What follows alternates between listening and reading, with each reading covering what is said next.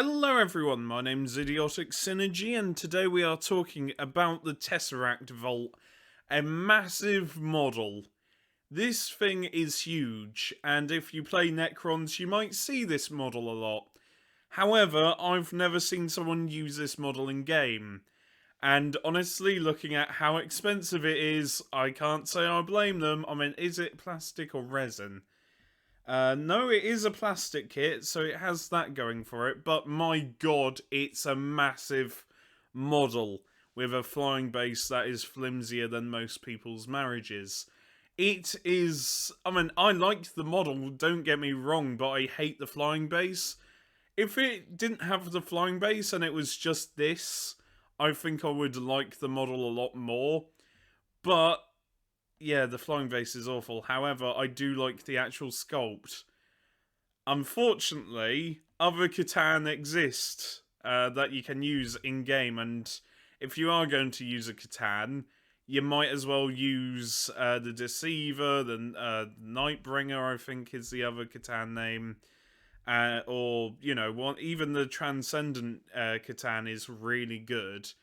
But this seems, I mean, this is really expensive for one, and the other problem I have with it is how it's not great in game. I had to have a look at the little bit of rules before recording because I couldn't remember what it did, and looking at the rules, I remember what it did, and yeah, there's a reason why no one picks this fucking thing. Because it is really expensive both in real life and in game. Though it is a shame because it's one hell of a model. I do love the model. The model is really cool. I like the transcendent. I say transcendent Catan. It's not. It's just a Catan that's shoved inside this vault, being tortured for all eternity. It's a really fucked up model that the Necrons have, and I really like it. It fits with the Necrons perfectly. Look at those huge, like, scarab-looking things. They are... It's a wonderful model, but I can understand why no one uses it in game when there's better options. And again, I love this. Like, this is just pure Necron torture, and it suits Necrons completely. I also like this model here. I really do. Unfortunately, it's on a flying base as well, because life is pain, and one flying base isn't enough. But yeah, absolutely impressive model that I really like. Unfortunately, it's really expensive, and again, it's quite shit in game. Also, this is the version where it's closed, which I think I prefer the open look more just because it looks more horrifying.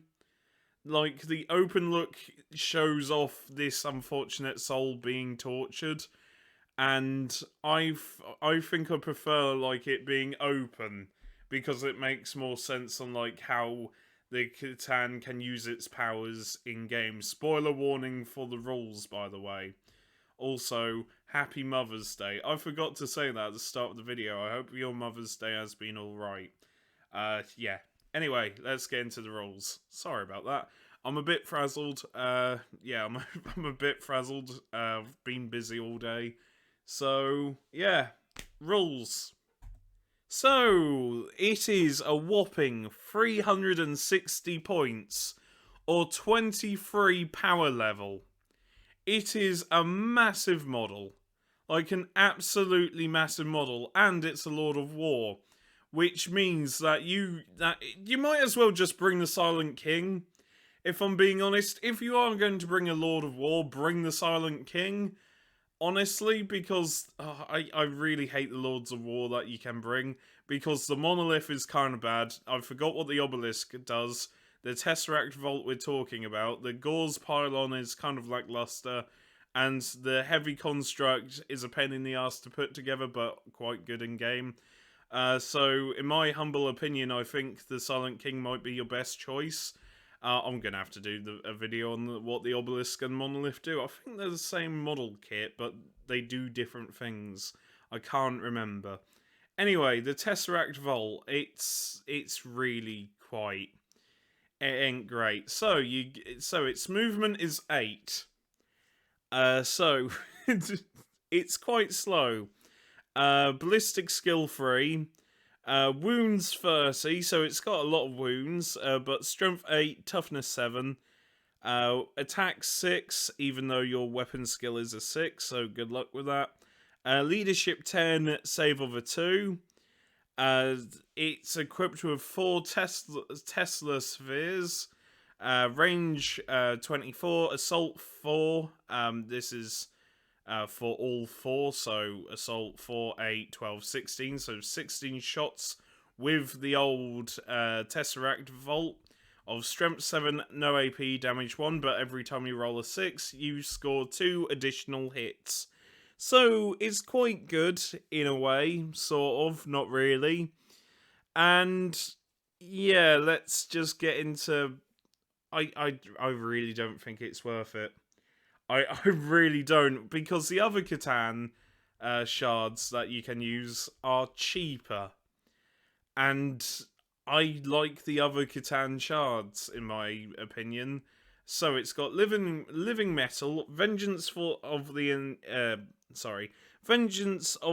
enchained, or enchained, however you want to pronounce it. When this model is destroyed, roll 1d6 before removing it from play. On a 4-up, it explodes, and each unit within 2d6 suffers d6 mortal wounds. It's got a 4-up invulnerable save and hovers. And you might think, oh, well, that's not so bad. 30 wounds means it's going to survive for long. It isn't. It really isn't. Like, 30 wounds on a model that big that flies is going to be target number 1. I mean, yes, it takes takes attention off your troops, off your elites, and whatever. But at the same time, it's going to be killed either turn 1 or turn 2, regardless. I mean, living metal, you regain 1 lost wound. That's all well and good, but again, people are just going to focus fire on it, and it's 360 points. It's a huge chunk out of your army. It's a massive chunk out of your army. I think the only good thing about this model is the fact that it's got a base save of a 2. Anyway, it knows powers of the Catan, and you might think, oh, well, this is quite good. Not, not really, because it's incredibly janky. Yeah, so it knows 4 powers from the powers of Catan. At the end of your movement, if this model did not advance or fall back. So it moves 8. It's a massive target, so you think, right, I might as well advance. I mean, it's assault 4, so you can shoot, but you can't do the powers. And because of that, it means it's just going to get shot to absolute shit.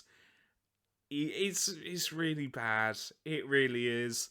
It can use a number of Catan powers it knows equal to the number in the table below. It cannot use the same Catan power more than once per turn. So, with 16 plus wounds remaining, it knows 3 powers of Catan, even though it says knows 4. So, I assume this is how many powers you can use at any one turn. So, you can use 3 out of the 4 powers when you have 16 wounds remaining, or 16 or higher wounds remaining. 9 to 15, it knows a whopping 2 powers, and 1 to 8, you have to choose one. Yeah, it's not worth it. I mean, to be fair, and I have to say this, I am entirely sure what the powers of the Catan are. They might be great, they might be shit. In fact, there's a reason why it's purple, because I did want to see if I could find it, and I have. So, I think it's only fair if we have a look at the powers of Catan. So, without further ado, let's just look into the powers, because they might be great, they might not. I didn't really have a look, I just wanted to make sure that that works, so let's just get into it. So, these are the powers of the Catan Shard, and you can literally bring just a Transcendent Catan with you, and it's cheaper to do so. In fact, it might actually be better for you if you just bring a Transcendent Catan. Anyway, so these are the powers, and They're not great, question mark. I don't think it's worth it, even looking at these powers. So, for example, roll 1d6, adding 1 to the roll of this This Catan shard is a Tesseract Vault, which it is. On a 3 to 5, the closest enemy unit that is within 14 inches and visible to this Catan shard suffers 3 this Catan shard suffers 3 mortal wounds. On a 6 up, it suffers D3 plus 3. So you might think that's really useful. However, because it's so big and because you can just hide behind cover, it won't be used. So we get into Time's Arrow, which is incredibly janky as well. So, Time's Arrow, select one enemy unit of 18 inches and visible to this Catan shard. Roll 1d6, adding to the roll if this Catan shard is a Tesseract Vault. The total or equals or exceeds the wounds characteristic of any model in that enemy unit. Your opponent selects one of these models to be destroyed. Which, okay, is alright if you're fighting against I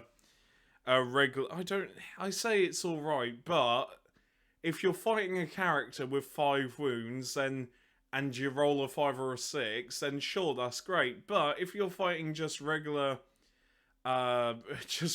dudes like troops, that just seems pointless. So you might as well use this or save this one, because you can use 3 as long as you're over 16 wounds, or 16 or higher, I should say. Sky of Falling Stars, again, select up to 3 enemy units within 24 inches of this Catan shard. It doesn't say it has to be visible. Okay, this skill might actually be better.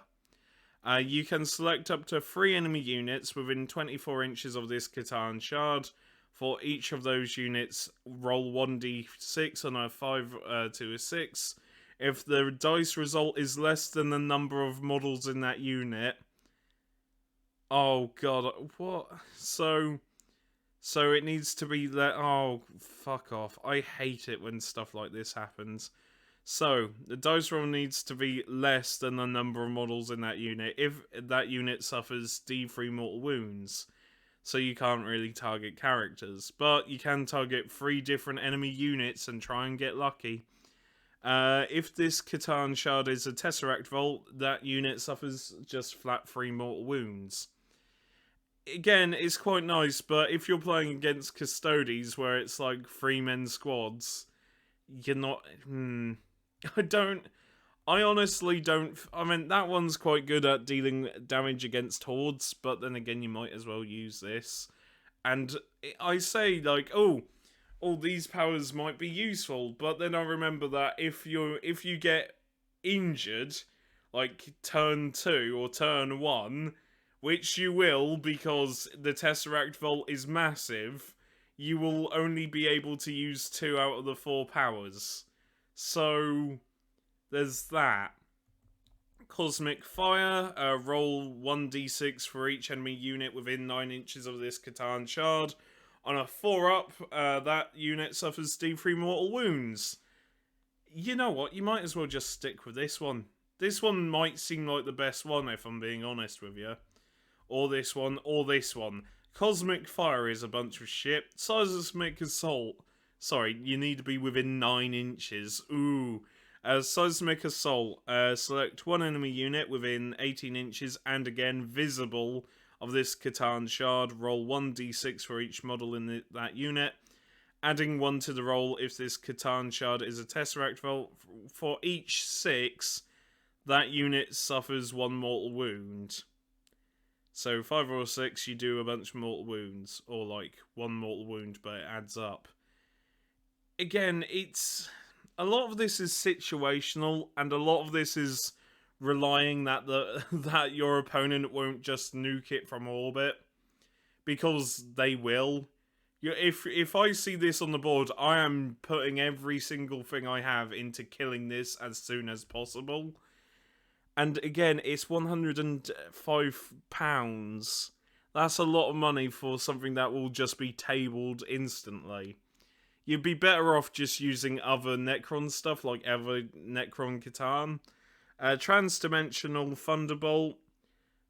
Select one enemy unit within 24 inches and visible to this Catan shard. An enemy character unit with a wounds characteristic of 9 or less cannot be selected for this power while it's within 3 inches of another enemy unit, unless that character unit is the closest visible enemy unit. Roll 1d6 and a 2-up, that unit suffers d3 mortal wounds. Then roll 1d6 for the other enemy unit that it's within 3 inches of the selected unit. On a 5, that unit suffers 1 mortal wound. If this Catan shard is a Tesseract Vault, roll for the other enemy unit within 6 inches of the selected unit instead of the 3. Yeah, 340 points or 60 points? It's a lot of points. And you are just relying on the fact that the Tesseract Vault won't be nuked from orbit. Any person that sees a Tesseract Vault will immediately just fire everything they have into it. And it might be great, you know, oh look, I know 4 different powers and I can use 3 of them. And which, cool, might be alright, but unfortunately, because of the massive amount of size and the fact that it flies, and it's just gonna get nuked. It really is. It's one of these unfortunate units where on paper it sounds great, but once you get to use it in game, it's just gonna get destroyed. It's like that massive railgun Tal have, because on paper that's like the best gun ever. It's got, you know, massive amounts of range. It can basically do lots of mortal wounds. Unfortunately, it's so bloody big that people can just go, lol, and just shoot it down turn 1, or at least make it significantly worse. It's not worth it. It really isn't. And also you have the unique Catan powers of the Deceiver, the Nightbringer, and the Void Dragon. I'm going to have to talk about the Nightbringer, because I quite like the Nightbringer as a Catan shard. I think he's really cool. Unfortunately, there's no Catan shard of the Flayer, and honestly, the Flayer is my favourite Catan shard, because the dude made the Flayer virus. Yeah, I love the Catan shard of the Flayer. He's such an irredeemable prick. And there was something really fun about him getting cornered by the Necrons and going, you know what? I'm just gonna blow myself up. Enjoy Flayer virus, fucker. And just that was it. Just, yeah, the Catan shard of the Flayer is perfect. And I really want a model based on the Flayer, which I doubt will happen because the Flayer is dead. But the Flayer virus is still alive, so swings and roundabouts. Anyway, I've been Idiotic Synergy. My apologies if I've rambled for too long, and I'll see you next time. Remember, take care, stay safe, and look after each other. And happy Mother's Day. Bye for now.